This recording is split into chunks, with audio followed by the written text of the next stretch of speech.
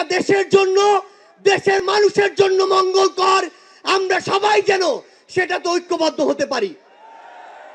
আমরা বিশ্বাস করি আমাদের এই রাজনৈতিক দলগুলোর মধ্যে যদি এই মিউচুয়াল রেসপেক্টটা থাকে, আগামীর বাংলাদেশ হবে অপ্রতিরোধ্য বাংলাদেশ।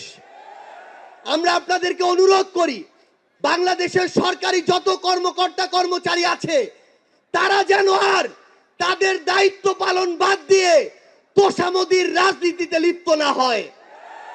আমরা অনুরোধ করি বাংলাদেশ পুলিশ নামক যেই প্রতিষ্ঠানটিকে খুনি হাসিনা ধ্বংস করে দিয়েছে, সেই প্রতিষ্ঠানটি যেন কাজের মাধ্যমে তার গৌরবটি আবার ফিরিয়ে আনে। আমরা আপনাদেরকে অনুরোধ করি, সরকারি সকল অফিস আদালত যত কিছু রয়েছে, সে পুলিশ হোক, বিচারক হোক, আমলা হোক, দয়া করে জনগণ থেকে হাত পেতে ওই ঘুষের টাকা নিবেন না।